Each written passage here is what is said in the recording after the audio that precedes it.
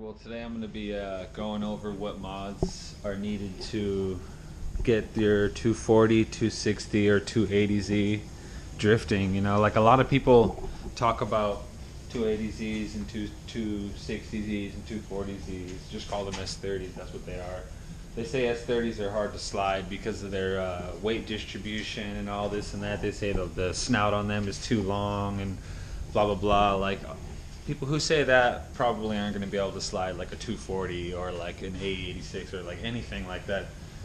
So yeah, what the first thing I would go for is getting a welded diff or a limited slip put in. Like the 240 and 260Zs sometimes come with the R1800, which is kind of a smaller diff, but I've seen people running like 300 horsepower through them just fine. So if you're running the stock motor, you should be fine.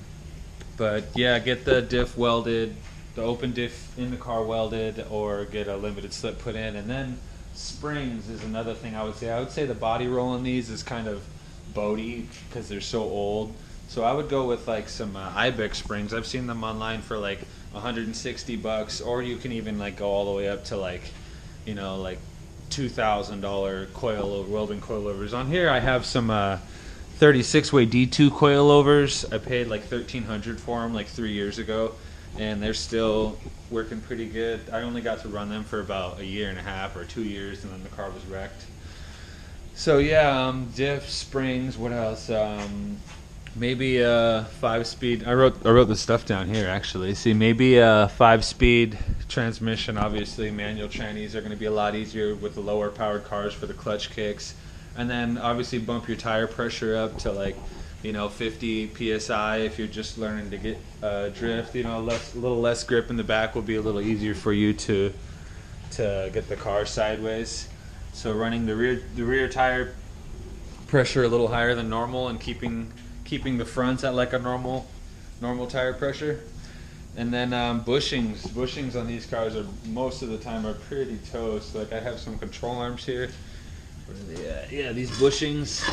When I got my Z, these bushings right here, these the chassis mount, they were completely toast on mine. Like the whole control arm was sliding around. So the bushing kit is only like $145 online. You can get it on Amazon. You can get it on eBay. Just type in like, you know, S30 bushing kit, and it'll pop up. And then it comes with everything you need from front to back. And then what else would you need? Oh yeah, the steering rack mods. There's little tiny spacers in the steering racks here. Let me get a flashlight, see if that'll. There's some. I'm gonna turn the steering wheel a little bit so I can.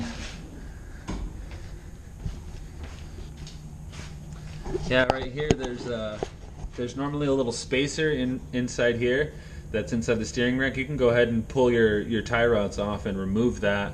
And then these are aftermarket ones. You can get these on Jegs Racing for 240, 260, and 280Zs. They're a little shorter than factory, which gives the steering rack a little more room to push.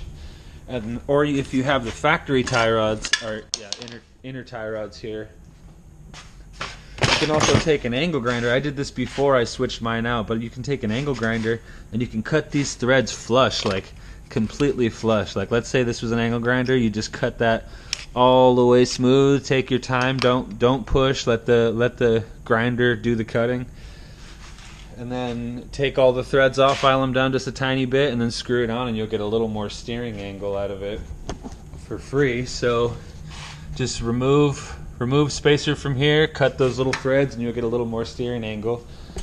And then on top of that, I would get a hydraulic handbrake because they're dirt cheap. They're like maybe $40 on eBay, all the way up to like $300 or $400 depending on the quality and style you want. But yeah, I would go ahead and do that, and then you can get brake lines and stuff at like Napa. And then the knuckles, the steering knuckles. This is the steering knuckle right here on the factory 280Z. I would go ahead and cut this here, or cut the bring them to somebody who knows what they're doing, like a shop. Get the knuckles cut and welded, you know, like maybe go anywhere from 10 millimeters all the way up to 18 millimeters with the stock control arms. Or you can get your control arms extended. These are the factory control arms here for the Zs. You can extend them and then get your tie rods extended along with it, and then go even further than 18 millimeters. But if you want to stick with your stock control arms, you can go ahead and shorten these 10 to 18 millimeters, and you'll get the max clearance you can, max steering angle, you know, so less spin. But what else was there? Yeah, so all together, you know, like $145 for the bushing kit, and then $165 to $800 for some shocks or coilovers, and then what else is there? Paying someone to cut and weld your steering knuckles for you. You know, that could be anywhere from 20 bucks to 100 bucks, I'm sure, 200 bucks.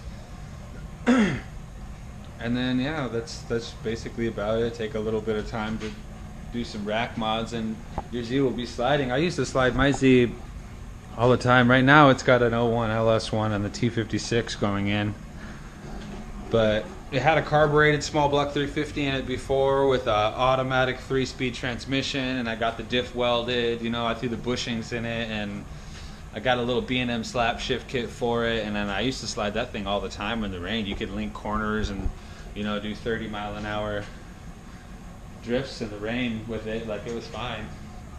But yeah, oh yeah, here's a picture of the rack spacer there. I forgot I had my phone out here. So that's the rack spacer. Once it's out, you can go ahead and remove that thing completely. Yeah, hopefully the GoPro is focusing on my phone here. But go ahead and remove that little spacer. And then you see up here, this is the factory inner tie rod I was showing you, and this is after it's being cut. So you just cut the threads off so it's flush, and remove that, and then you'll get a little more steering angle. You'll be able to feel it. Like before, I couldn't even turn around in like a 2-lane road, and then after I did that little mod, like the whole car could just whip around. So yeah, I just wanted to show you guys and talk about what's needed to get these cars sideways, because people seem to think that it's impossible to get them sideways, which is like a big lie. So yeah, that's going to be it for this video. Go ahead and give me a follow if you guys want to see this build finished here. It should be finished any day, hopefully tomorrow.